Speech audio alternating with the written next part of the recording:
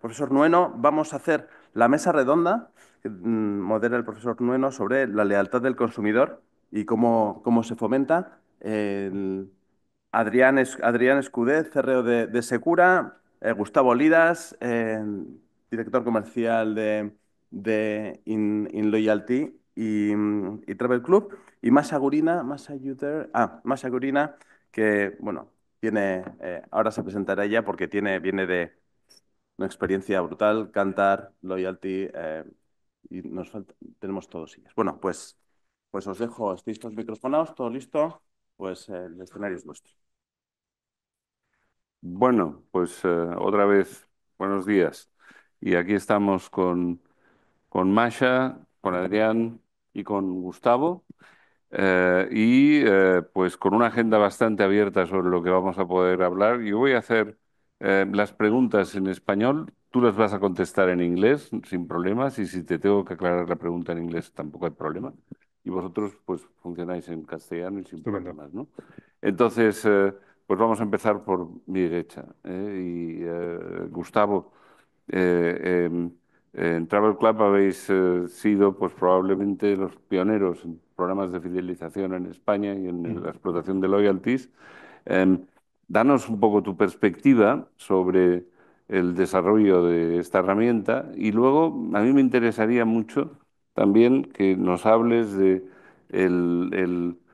digamos, el traspaso a la app, cómo ha sido esta evolución Genial. y esos son dos buenos, creo, dos buenos temas para Sí, iniciar.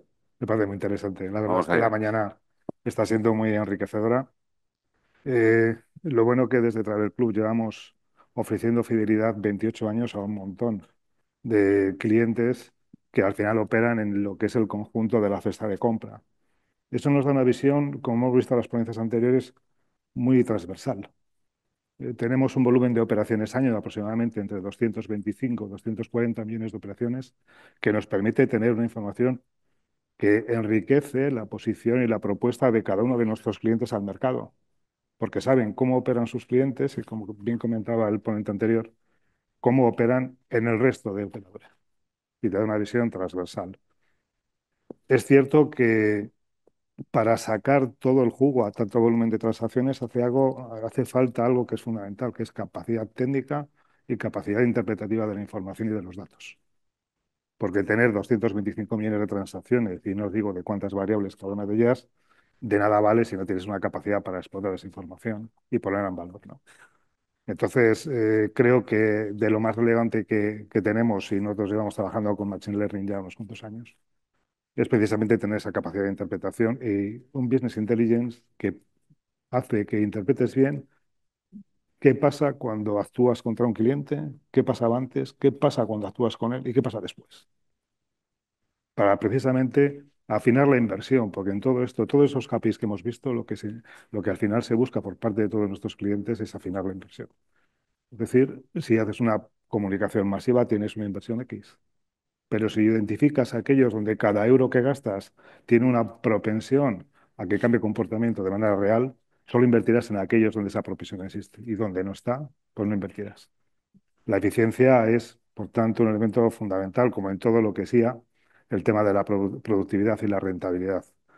Hemos tenido que hacer un viaje, yo creo que amable, porque estar tantos años en el mercado y tener un nivel de actividad que ronda los 10.000 millones de euros hoy, a pesar de que parezca que no estemos en el mundo, pues realmente solo ocurre cuando das y prestas el servicio que tus clientes buscan. Grandes compañías que aquí aparecen bien posicionadas en fidelidad, como puede ser Eroski, no está, pero también Repsol o muchas otras que están en el programa y todas las que están en el comercio online que tienen un rendimiento en nuestro entorno extraordinario. Eso nos hizo digitalizarnos cada vez más. Damos un volumen de altas dentro del entorno de Travel, aproximadamente entre 500 y 600.000 a través de nuestros clientes. 500 y 600.000 anuales. Es decir, hay un refresco permanente de un tipo de cliente que además está fundamentado en esa capa de 35, 40, 45 años cuando ya empieza a madurar el cliente y a hacer su periodo de vida realmente rentable para las compañías. Todo este conocimiento lo hemos puesto al servicio del mercado porque no solo damos la solución Travel como única solución, comentabas tú bien en la primera ponencia, que al final lo que hay que dar es una solución de relación con el cliente, puede ser o no un club, porque cada mercado y cada espacio lo que precisa es la solución más eficiente para ese entorno y para ese mercado. Eso es un tema interesante, porque claro, vosotros podéis estar en un momento dado con tres programas de un mismo vertical o cinco. Sí, sí, sí. Y cómo se gestiona eso, ¿no? Para Eh, es evitar curioso, sí. el hacerse demasiado me too para todos ellos, ¿no? La verdad es que hoy en día cuando empezamos a trabajar con clientes que trabajamos ad hoc con soluciones propias, más allá de Travel, realmente lo que solemos analizar es cómo está. Solo de la eficiencia ya sacamos rentabilidad. ¿Por qué? Porque suele estar gastando mal. Es decir, cuando digo gastar mal es que no está sacando rentabilidad a cada euro invertido, sino que invierte, tiene esa vocación de dar servicio a su cliente, pero no mide lo que hace y para qué lo hace. Y lo importante es cuando pones un club es para qué lo pones.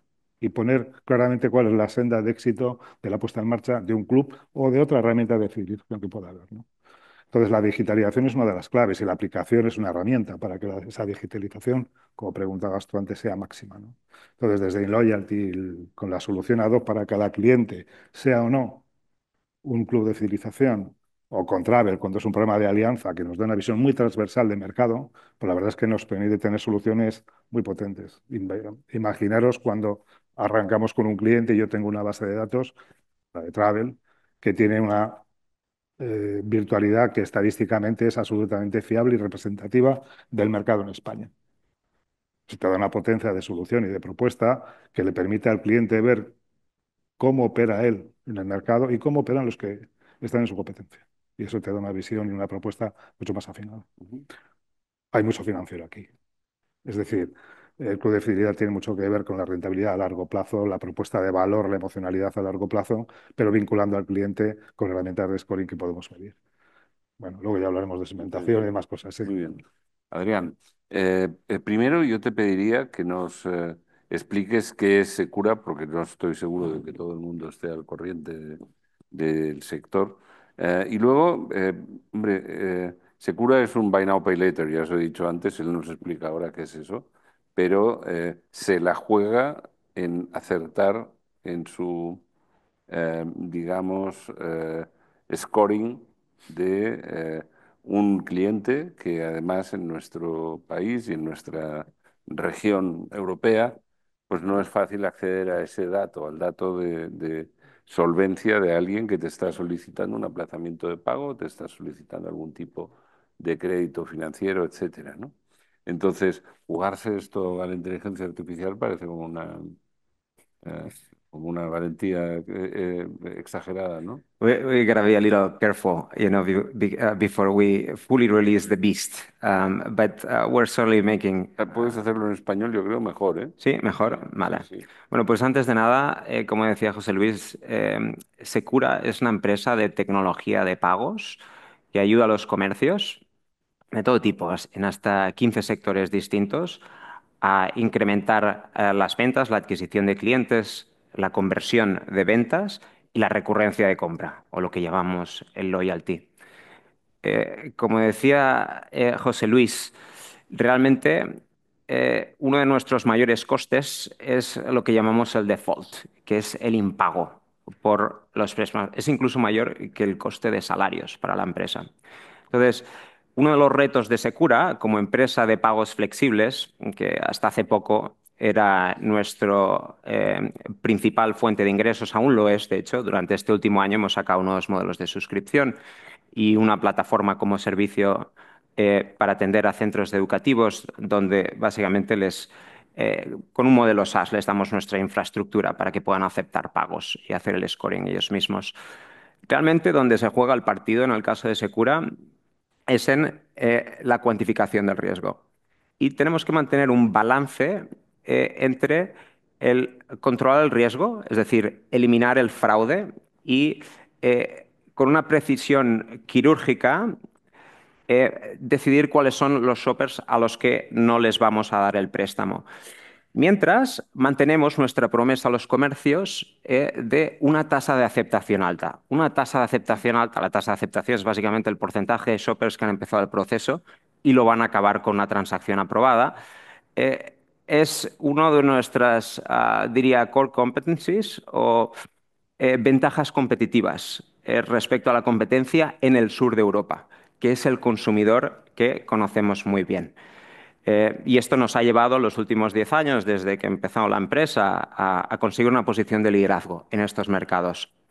Entonces, a día de hoy, nosotros estamos utilizando lo que llamamos un Machine Learning semi-supervisado.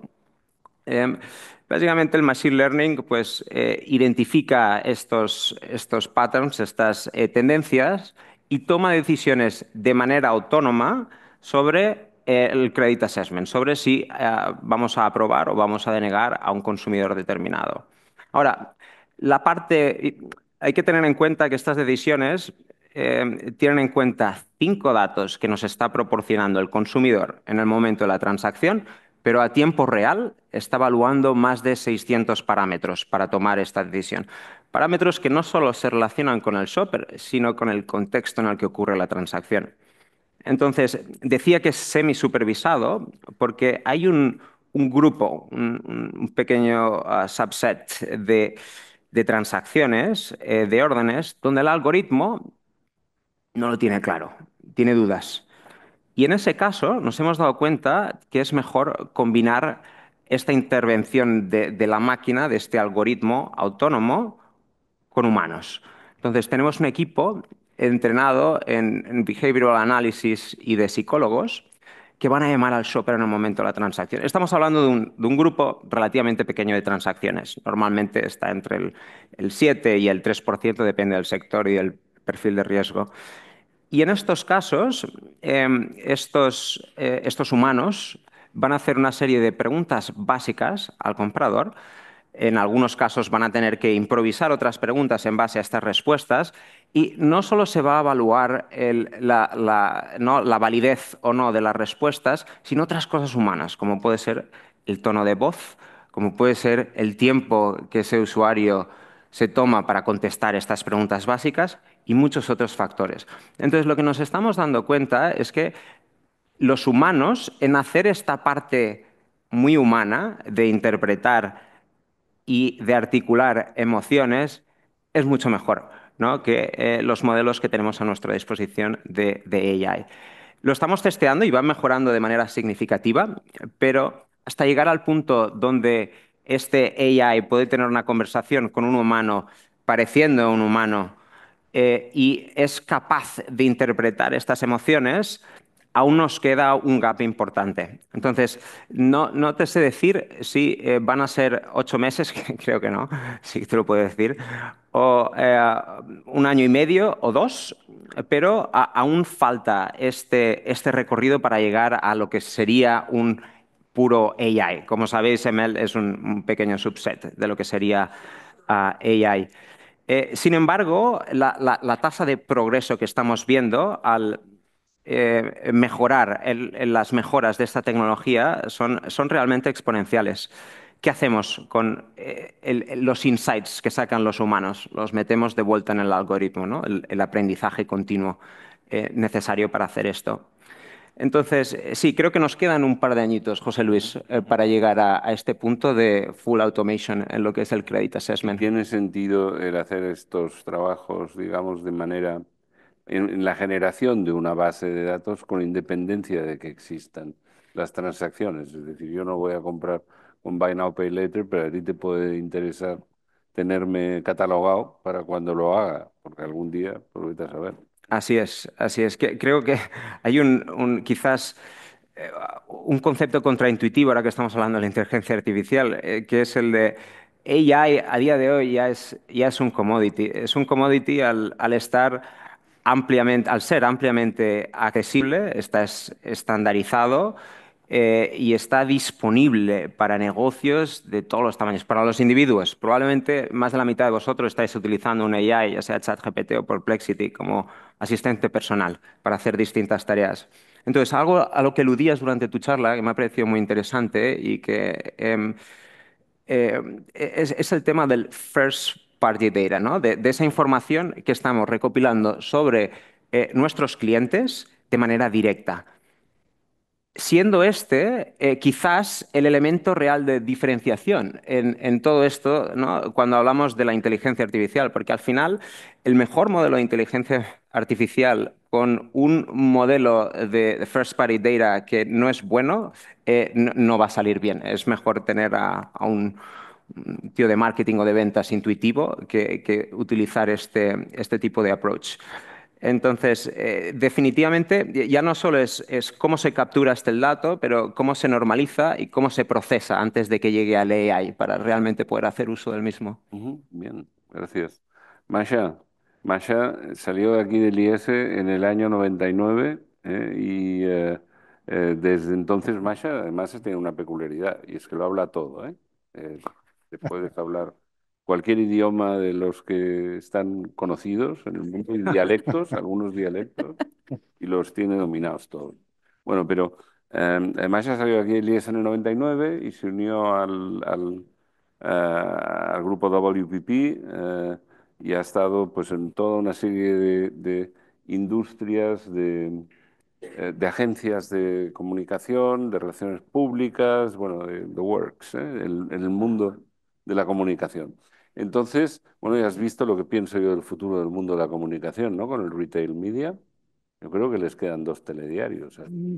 Entonces, ¿tú qué opinas de eso? ¿Cómo reaccionas frente a esa afirmación tan categórica? Em, bueno, Is hablo it en English? inglés. Yes, yes. Um, I myself already exited from the agency world and became moved on the client side. So maybe with that in mind, with that future in mind that you were describing, that is a good move. Indeed, the communication services industry has a lot of challenges with the arrival of AI. But so do clients. You know, it's actually not AI now disrupts everything, as we know.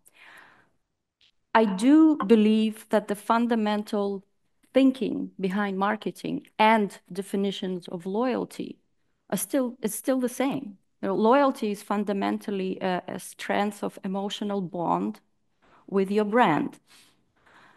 It's defined by the quality of the brand experience, primarily.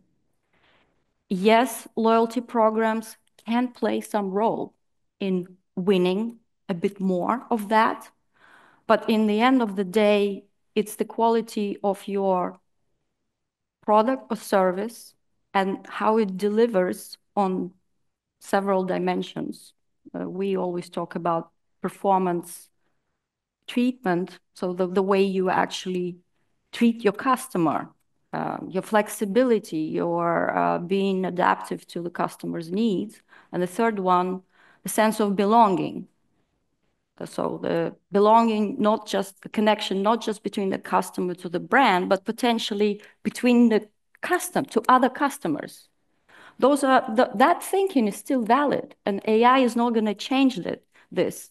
What it does allow is to make experiences more personalized, more relevant, and therefore stronger.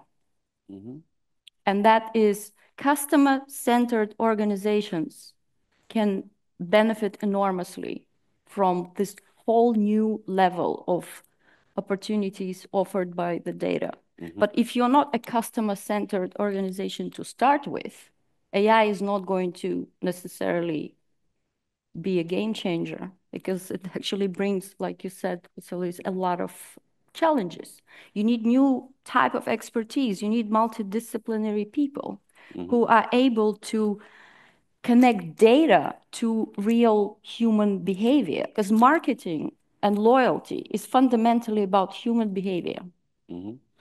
We have more data to describe it now. We have enormously richer context, yes, but fundamentally it's about understanding of human behavior and making whatever we do serve the purposes of this behavior.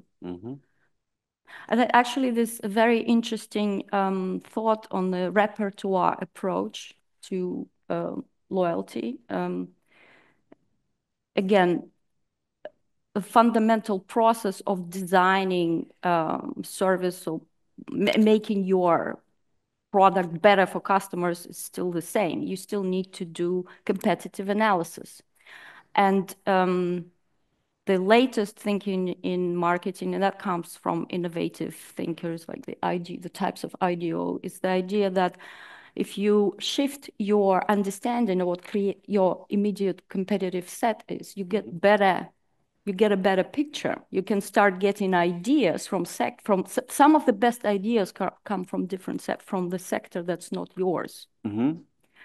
Also, you can find ways to partner with other brands where there are synergies, where there are behavioral synergies, Mm-hmm. and build the sense of belonging. Mm-hmm. So that's all.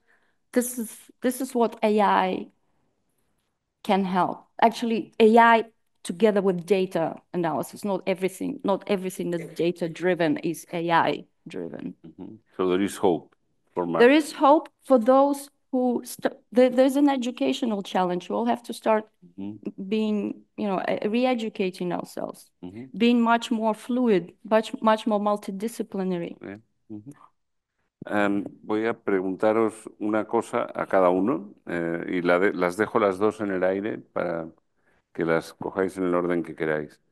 Mira, un tema que yo creo que es tuyo sería, vosotros estáis en muchos programas diferentes y sobre todo estáis en el pulso de los entrantes y los salientes en los programas de fidelización, al ser un proveedor de programas para terceros. ¿Cuáles son los verticales que crecen más ahora en cuanto a desarrollo de apetito por disponer de un programa de fidelización? ¿Por qué crees que se ha producido este despertar de ese tipo de empresas? ¿Y cuál es tu forecast en ese sentido, ¿no? Y a ti, bueno, ya te lo pregunto a continuación. Adrián, dispara tú. Sí, pues has comentado a primera hora una cosa que es realmente cierta. Se llega a esto mucho por comparación competitiva. Es decir, lo ves en los demás y entiendes que tu posición sin ese programa o sin esa solución tiene una debilidad competitiva que quieres subsanar. Es cierto que cuando empiezas a ver la situación de cada una de estas compañías y empiezas a hacer propuestas construidas ya desde cómo es la compañía, el entorno y el mercado, empiezan a abrir la mente y les empiezas a dar luz de dónde tiene que ir y lo que tienen que hacer, ¿no?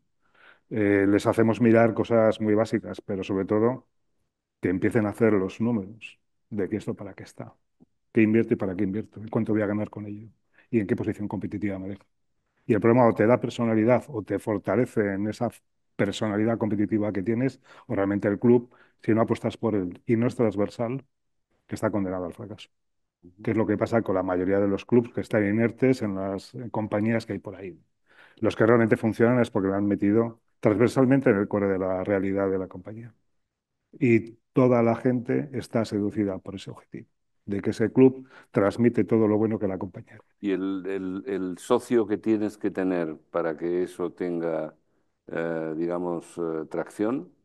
¿Es una petrolera? ¿Es qué?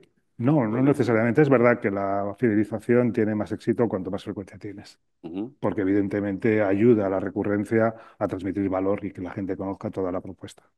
Pero hay compañías donde la frecuencia es muy baja y la fidelidad es enorme.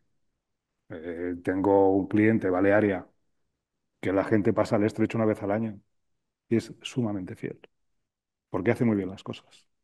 Y utiliza las herramientas típicas del marketing para seguir atrayendo no solo ese al que viene. Con él trae un amigo tradicional, trae a toda la familia.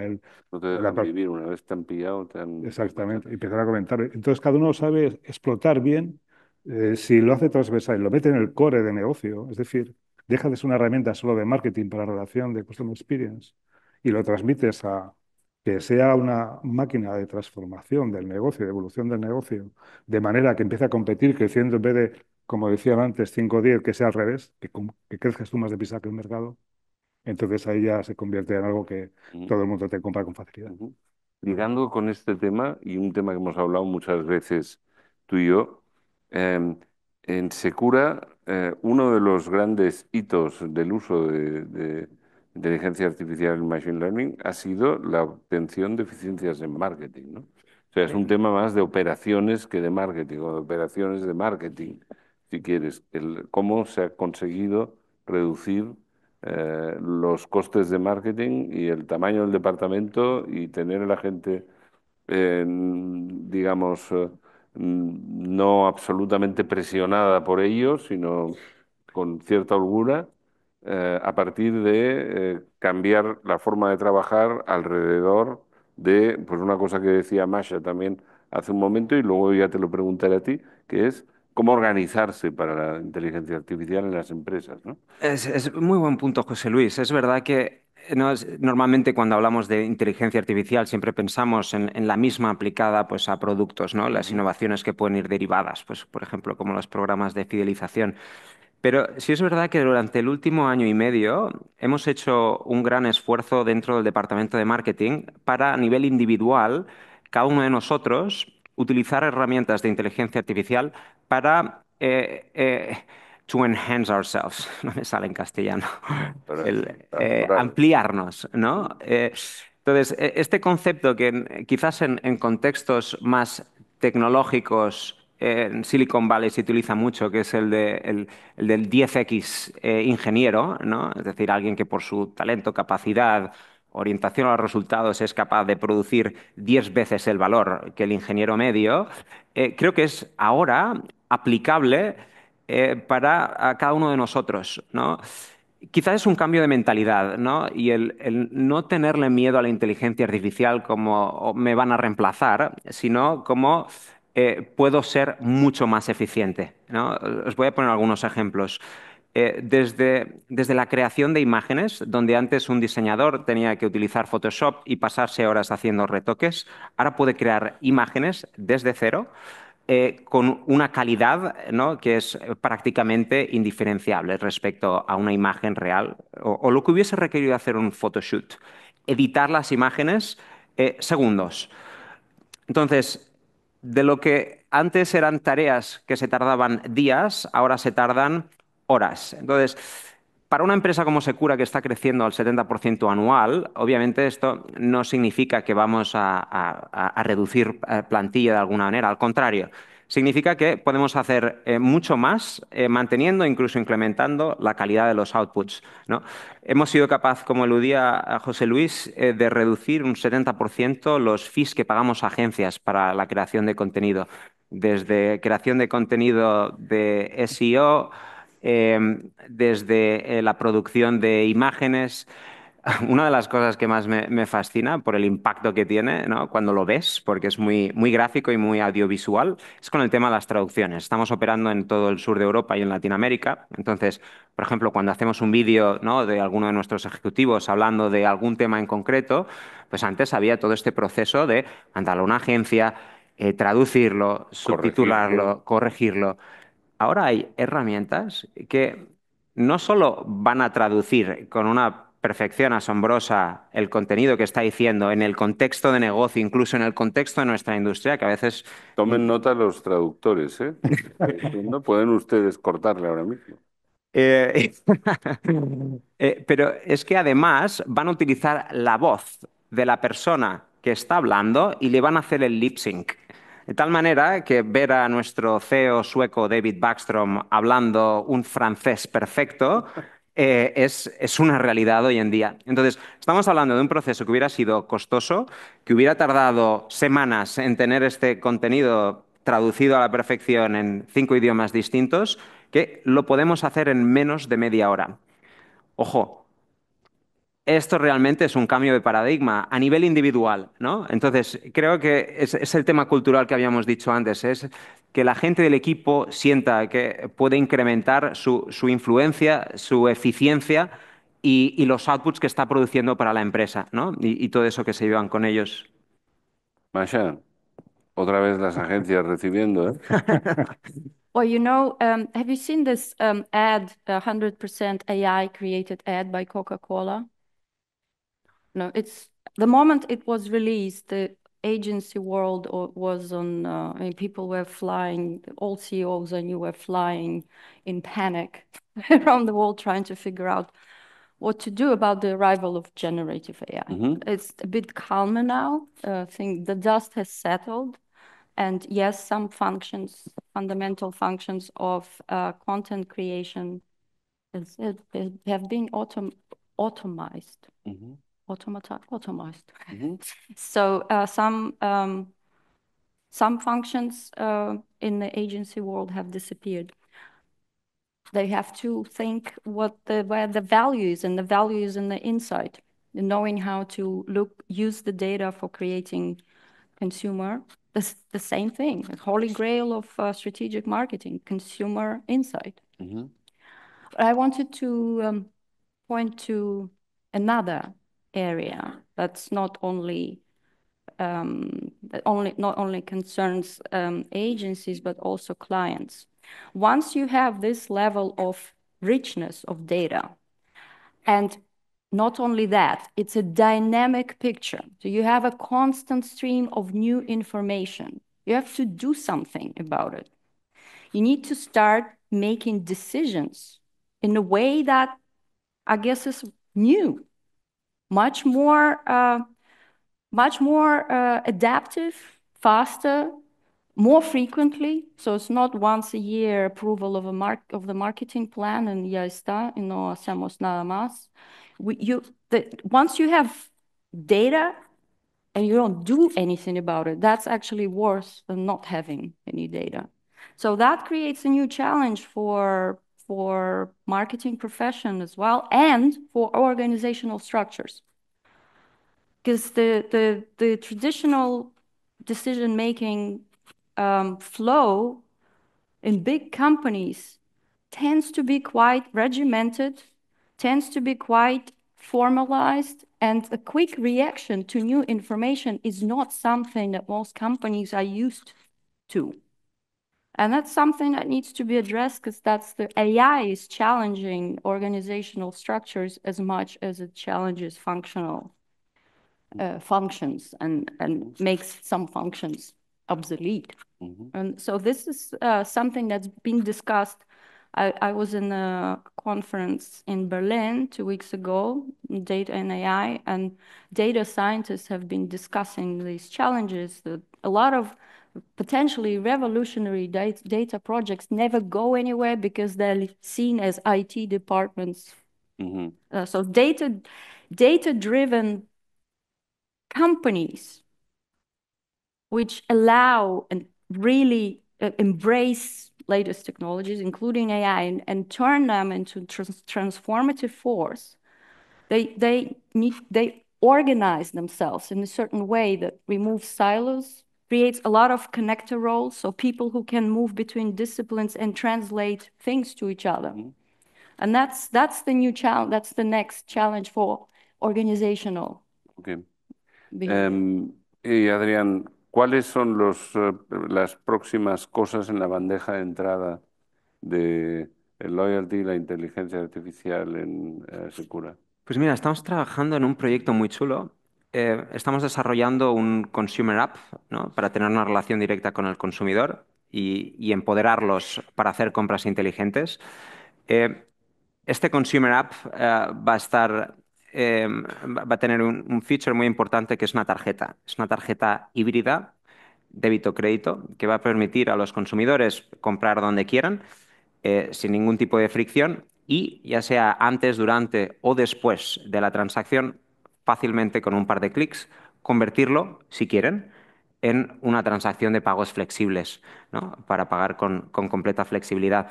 Además de esto, ¿no?, para fomentar e incentivar la adopción y el uso de esta tarjeta, va a haber un programa, ¿no?, de loyalty, donde básicamente nuestro network de más de 5.000 merchants paga a Secura un revenue share, ¿no?, por esta adquisición o por esta recurrencia de clientes, que nosotros trasladamos directamente al consumidor para que exista esta segunda compra. Entonces, como eludíamos antes, esa es un poco la premisa a nivel proposición de valor de esta nueva herramienta, pero lo que creo que es un cambio de paradigma es es el concepto de este first party data del que estábamos hablando antes. Ahora mismo, Secura, pues sí, tiene información, ¿no?, sobre los consumidores, socioeconómica y demográfica, hasta cierto punto. Y estamos tomando estas decisiones de crédito en base a esta información y a estos 600 parámetros adicionales que tenemos. Pero esta aplicación va a abrir un rango de información que nos va a permitir habilitar a un AI para hacer un tipo de marketing que no solo no hemos hecho nosotros, sino que creo del que hay muy poco. Os explico. El primero es un proceso que se llama KYC, Know Your Customer, que básicamente es un proceso regulatorio que tenemos que hacer sí o sí, donde vamos a evaluar al consumidor si le damos la tarjeta o no le damos la tarjeta. A partir de aquí podemos establecer un perfil muy detallado, ¿no?, de cuál es su situación de empleo, perfil socioeconómico, etcétera, etcétera. Siguiente paso, muy interesante, es el tema del Open Banking. El Open Banking va a ser algo que obviamente los consumidores tienen que ¿no?, opt-in, ¿no? No puedes hacer un Open Banking así por así. Al hacer opt-in, el incentivo es que van a poder hacer unlock, ¿no?, de un nivel de rewards mucho más alto. Y lo interesante de esto es que nos permite ver dentro de la cuenta bancaria principal del consumidor las transacciones que han hecho durante los últimos 3 meses. Y iba a decir los 3 siguientes. Básicamente es que lo dejas abierto y vas viendo las siguientes transacciones durante los siguientes meses.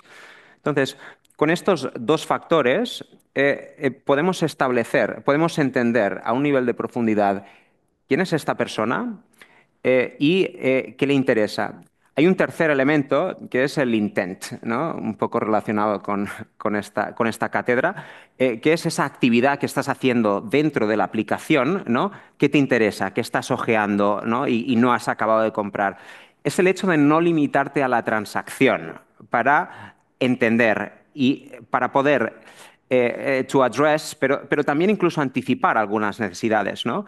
Si a esta persona le gusta irse a esquiar a Chile durante el verano, a no ser que entiendas muy bien quién es esta persona, le vas a ofrecer hacer el upgrade de los esquís en la temporada de invierno y no en verano cuando él se va a esquiar. Entonces, el utilizar este first party data para, con AI, llegar a este nivel de personalización donde podamos hacer un smart matchmaking entre merchants, productos y consumidores en el momento oportuno, creo que el contexto es súper importante, es el nuevo reto que nos planteamos. Muy bien. Oye, yo creo que me parece que ahora nos tenemos que ir a hacer un break, porque si no, Alfonso me va a matar. Pero esto que acabas de comentar va a ligar bastante con la presentación que tendremos después con Ofer Zimmerman sobre AGI. Yo creo que eso es algo que también liga mucho con una de las áreas en las que Intent se está focalizando recientemente. O sea que vamos a ver si eso resulta interesante. Vamos a darles un aplauso a nuestros panelistas. Muchas gracias.